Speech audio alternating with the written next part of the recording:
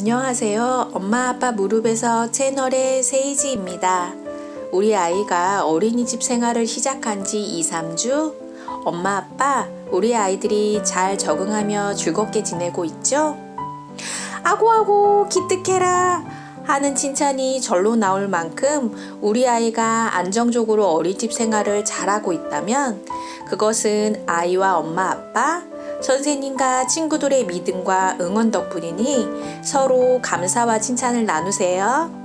그런데 아침마다 울고불고 한바탕 전쟁을 치르며 어린이집에 등원하는 일이 계속되고 있다면 오늘 영상 끝까지 보면서 함께 고민과 해결 방법을 나눠봐요. 참고로 얼마 전 올린 어린이집 입학과 관련한 영상들을 보시면 도움이 되실 거예요. 대부분의 아이들은 부모님과의 분리불안을 보이다가도 일정한 시간이 지나고 나면 적응을 하게 돼요. 제 경험으로는 아이들이 한두 달 정도 되면 대부분의 어린이집 일과에 참여하더라고요. 그런데 간혹 어린이집 생활에 강한 거부감을 나타내며 불안감, 퇴행 행동까지 보이는 경우가 있어요. 아이의 기질, 발달 등에 따라 적응에 있어 개인차를 보일 수는 있으나 부적응 행동의 강도가 심하고 지속적인 경우라면 이 문제를 그냥 지나치지 마세요. 아이들을 세심하게 관찰하며 어린이집 생활을 고민해 보시기 바래요. 즐거운 일상을 위해 시작한 어린이집 생활이 오히려 아이에게 상처로 남을 수 있으니까요. 아이들의 부적응 행동이 지속적으로 나타날 때 체크해야 할 사항들을 말씀드릴게요. 첫째, 아이의 건강 상태예요. 아이가 밤잠을 못 자서 피곤한 상태는 아닌지, 배고픔으로 인한 일상적인 칭얼거림이나 울음이 아닌지 살펴보세요. 우리 어른들도 건강한 몸 상태일 때 일에 대한 의욕도 생기잖아요.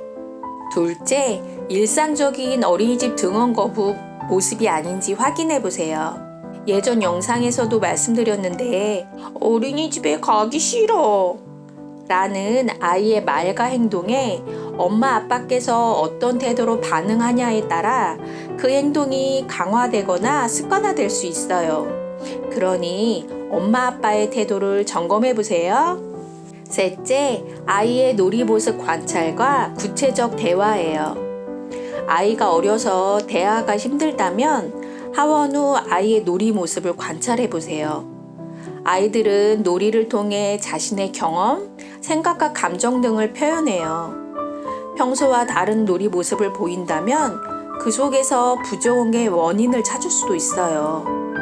가령 선생님이나 친구들의 행동을 모방해 나타낼 수도 있고 사용하지 않던 어휘나 공격적인 모습을 나타낼 수도 있거든요.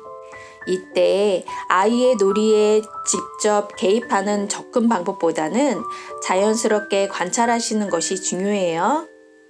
아이와 어느 정도 대화가 가능하다면 구체적인 이야기를 나누세요. 가령 어떤 일이 좋고 싫은지, 어떻게 하면 좋을지에 대해서요. 이때 중요한 것은 아이의 컨디션이 좋을 때 이야기를 나누는 거예요. 또 추궁하듯 질문하는 것이 아니라 자연스럽게 이야기를 나누는 것이 중요해요. 자칫 잘못하면 아이가 말하기를 꺼려할 수도 있어요.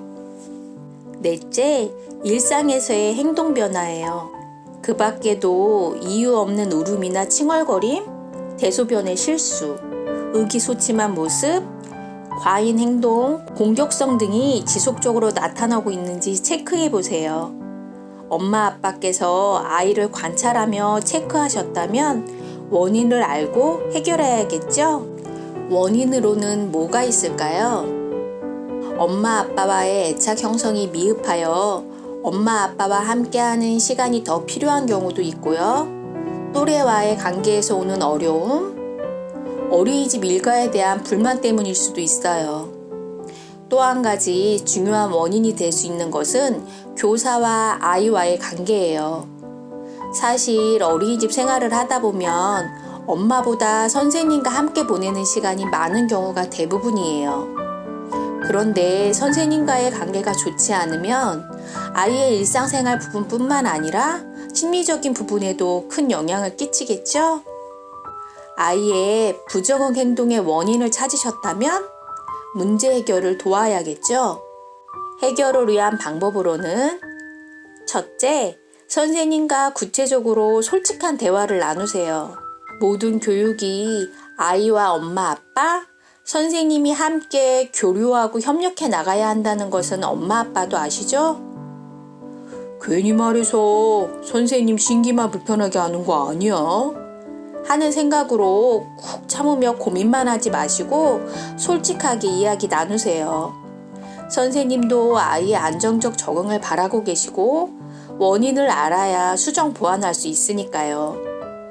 그리고 꾸준히 원에 관심을 갖고 응원과 의견을 나눠주시는 것이 우리 아이들의 성장에 큰 힘이 돼요. 둘째, 어린이집 생활이 유연성이에요. 엄마 아빠가 시간적 여유가 있어 어린이집 일과 시간표를 유연성 있게 조절할 수 있다면 그 방법도 좋아요. 제 경험인데요. 새학기 적응을 안정적으로 잘하던 아이가 어느 날부터 갑자기 등원을 거부하더라고요.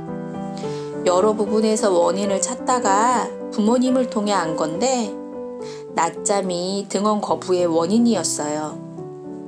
원에서는 너무도 편안하게 낮잠을 잤던 터라 생각지도 못했는데 아이의 속마음은 그것이 아니었던 거죠.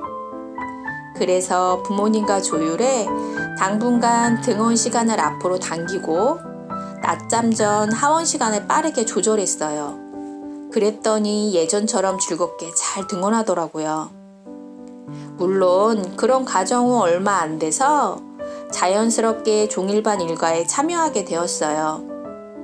그게 다 엄마 아빠의 원인에 대한 솔직한 대화와 수고 덕분이었어요. 셋째, 무엇보다 가족의 힘이에요. 선생님과 솔직한 대화도 나눠보고 유연성을 갖고 어린이집 생활에 변화를 주었는데도 안 될 때가 있어요. 그럴 때일수록 중요한 건 정말 중요한 것은 가족이에요. 어린이집뿐만 아니라 교육관계, 앞으로의 학교 생활에서도 아이들에게 가장 큰 힘이 되는 거죠. 아이도 밖에서 온종일 생활하다 보면 속상하고 화나고 어렵고 때론 슬픈 일들이 있다고요. 하지만 그럴 때 달려와 안길 수 있는 엄마 아빠의 품이 있고 안줄 수 있는 엄마 아빠의 무릎이 있다면 이 힘든 시기를 이겨내고 성장해 가요. 엄마 아빠께 가족이 힘이 되듯 우리 아이도 엄마 아빠가 가장 큰 힘이에요. 그러니 하원 후 아이의 이야기에 귀 기울여 주시고 안아주세요. 괜찮다고 잘 이겨낼 거라고 고맙고 사랑한다고 속삭여 주세요. 아셨죠? 세상의 모든 아이들이 두려움 속에서도 용기 있게 성장해 가기를 바라며 응원해봐요. 오늘도 아이들의 성장을 위해 노력하신 부모님들께 감사드려요. 아이들과 함께 성장하시는 우리 부모님들을 응원합니다. 화이팅!